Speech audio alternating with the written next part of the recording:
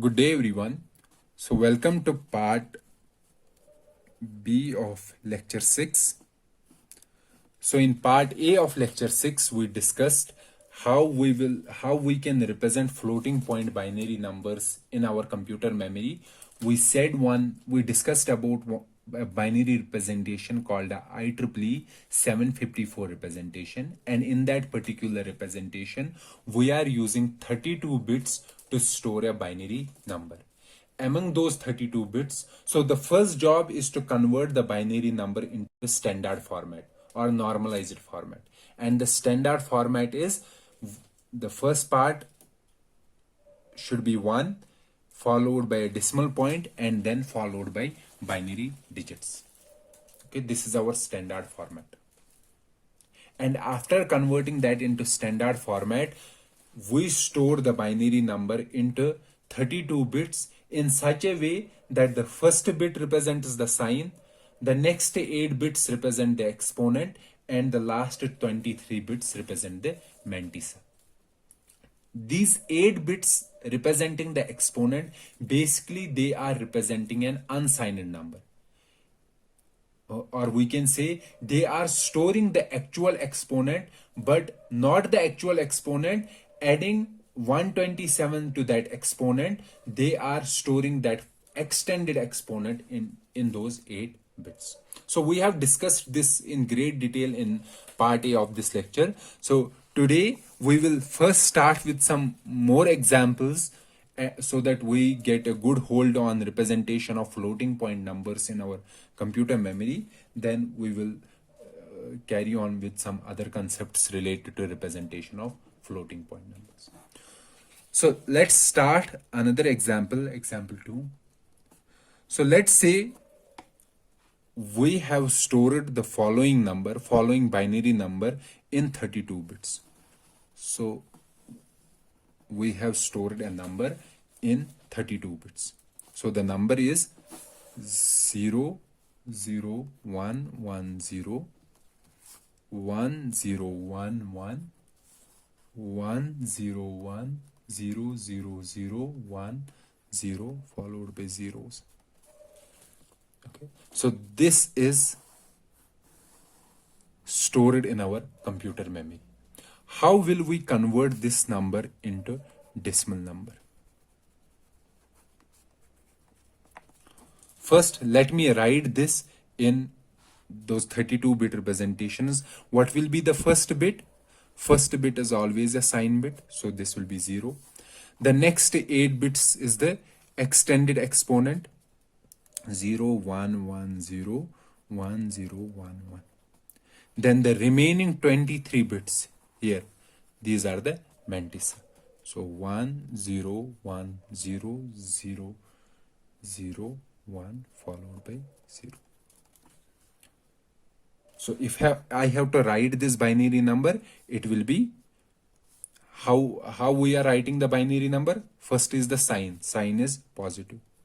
Then standard format is there will be 1 dot, then mantissa is this portion. So 1 0 1 0 0 0 1, and this part 0 0 into 2 raised to power actual exponent. But the exponent here is extended exponent. What is the extended exponent? Extended exponent is here, 1 0 1 1. So we can convert this extended exponent. This will be equal to 120 107 107. This is equal to 107. So to from this extended exponent, to find an actual exponent, we do e minus 127. So what is e? E is 107 minus 127. So e will be minus 20. So we will write it minus 20. Okay. So the final binary number is 1.101000010 followed by zeros into 2 raised power minus 20. Now we have to convert this into decimal. So how are we going to convert? this will be 1 into 2 raised power 0 because index starts from 0, minus 1, minus 2, minus 3, minus 4, minus 5, minus 6, minus 7, then minus, these are all zeros, plus this one, 1 into 2 raised power minus 1, then this will be 0, okay, plus 1 into 2 raised power minus 3, this will be 0, this will be 0, this will be 0 because we are multiplying with 0, then this one, plus 1 into 2 raised power minus 7, okay, fine, into 2 raised power minus 20, this one. If I convert these numbers, so it will be 1 plus 1 divided by 2 plus 1 divided by 8 plus 1 divided by this 2 raised power 7 is 128 into 2 raised power minus 20 is equal to, after calculating these numbers, adding these numbers, it will be 1.632825 into 2 raised power minus 20. So this will be our decimal representation of this particular floating point number. Okay, and from the sign you can see that it is a positive sign, so this will be a positive number. Okay.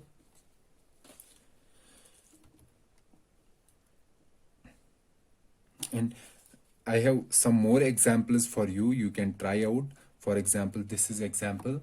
So the example is, let's say we have a binary number like this.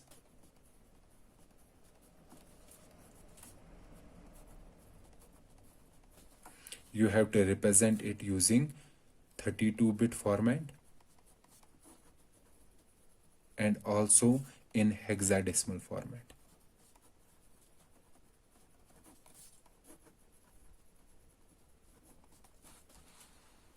And example 4,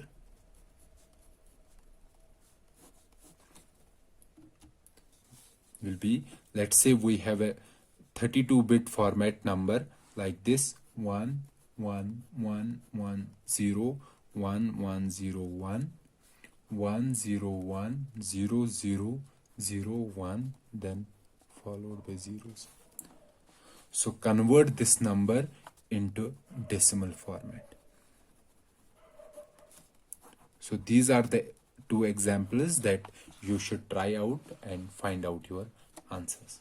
So you can write your answers in the comments section.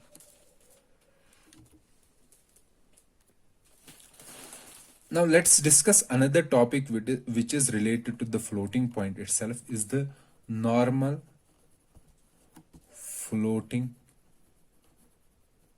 point numbers. The computer architects or the persons associated with these floating point numbers who have first discussed these floating point numbers, they said that if the exponent, actual exponent, is between minus 126 and plus 127, or we can say if the extended exponent is between 1 to 254, if it is between these two numbers, then that particular floating point number is called a normal floating point number.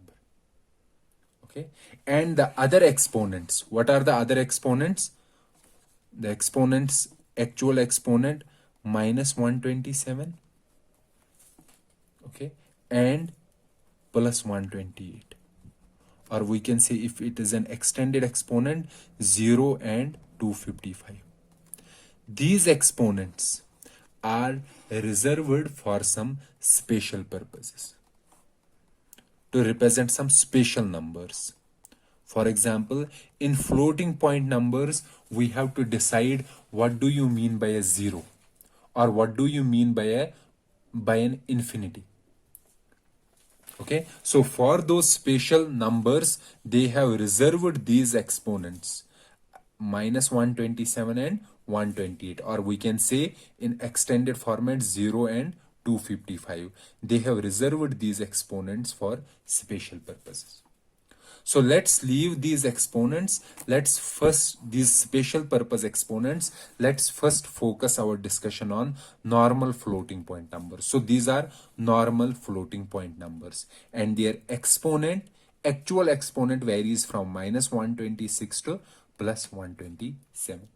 So can you find out what is the largest positive normal floating point number?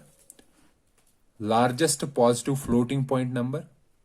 Normal floating point number. So the largest will be, it will be a positive. So sign bit will be 0. Okay. And the number will be 1 point. This mantissa will be all 1, because we have to find the largest one, largest number, into 2 raised to power largest exponent. What is the largest exponent? 127. Okay, so this will be the largest floating point positive number that can be represented using these representations. Okay, so likewise we can also find what is the smallest positive number. So I will repeat it here. So if we have to find a largest positive normal floating point number, so it will be 1.1111. Okay, these are 23 ones. This mantissa is 23 bits into 2 raised power 127. This will be a largest floating point number. This is the largest positive floating point number. Can you convert this largest floating point number into decimal format? Yes, we can convert. Let's keep this as it is, 2 raised power 127. Let's convert this portion. It will be, this will be multiplied by 2 raised power 0. Okay, so this will be multiplied by 2 raised power -1, then 2 raised power -2. It will go to 2 raised power -23. So let's convert this portion. It will be 2 raised power 0 into 1 plus 2 raised power -1 into 1 plus 2 raised power -2 into 1 dash dash dash plus 2 raised power -23, and multiplication will be 2 raised power 127. Okay, this one. So let's see. If you see, this is a geometric progression. Okay, geometric progression with 24 terms. Okay, and common ratio is 1/2. So the sum of the geometric progression is, what is the formula? A into 1 minus r raised power n divided by 1 minus r. This is the formula. So I can write this like this. A is the first term. What is the first term? 2 raised power 0. 2 raised power 0 is 1. 1 minus r. R is 1/2 raised to power 24 divided by 1 minus 1/2 into 2 raised power 127 is equal to, so this will be 1 into 1 is like this, 1 minus, so if we take it above, 2 raised power -24 divided by, at the bottom we have 1/2 into 2 raised power 127. Okay, I can write this equal to 2 into 1 minus 2 raised power -24 into 2 raised power 127. So it will be 1 minus 2 raised power -24 into 2 raised power 128 is equal to 2 raised power 128 minus 2 raised power 104. This will be the largest positive normal floating point number. So please find out what is the smallest positive normal floating point number. I will write it here, but you should try to find out the answer. It will be 2 raised power -126. Okay, find out the smallest negative normal floating point number. So please find it out. And largest negative normal floating point number. This will be 2 raised power minus 1 to 6. Okay, and this one will be minus 2 raised power 128 minus 2 raised power 104. So if I write the range of normal numbers, so let's say these are all the possible numbers. Okay, this is 0. So first find the smallest positive normal floating number.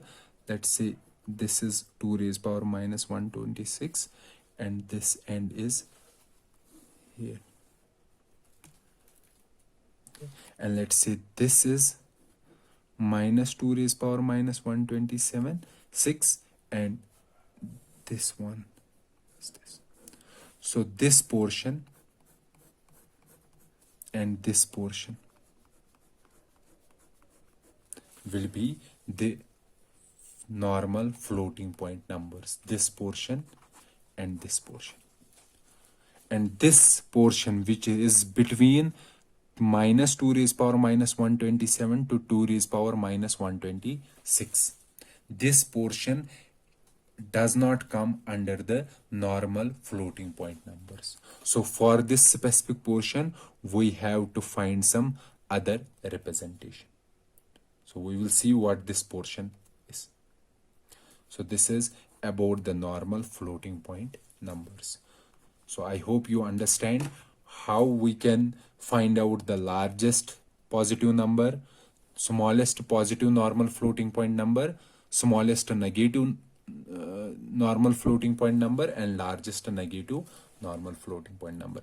And I have shown you the range of normal floating point numbers, and this particular area which is between minus 2 raised power minus 126 to 2 raised power minus 126, this particular area does not come under the normal floating point numbers. So basically here some portion are the d-normal numbers. We will see what are d-normal numbers in a short while. Okay, so this was a discussion about the normal floating point numbers. So let's now see about those spatial exponents. So what were our spatial exponents? Spatial exponents were extended exponent was 0 and 255. Let's talk only about the extended exponent. Let's not talk about the actual exponent. Okay, so if E, let me make a small table here. If E is 255 and Mentessa is 0, that particular value is infinity if sign bit is 0. Okay, however, if exponent is 255, Mentessa is 0, it is minus infinity if sign bit is 1. Okay. If exponent is 255 and Mentessa is not equal to 0, then it is not a number. For example, 1 divided by infinity. So if we have to represent 1 divided by infinity, we will represent it in this format. We will have exponent as 255 and Mentessa as a non-zero value. It will represent not a number. If exponent is 0 and Mentessa is 0, then the value will be 0. Okay. So if Mentessa is 0, if exponent is 0 and Mentessa is not equal to 0, then these numbers are called d-normal numbers.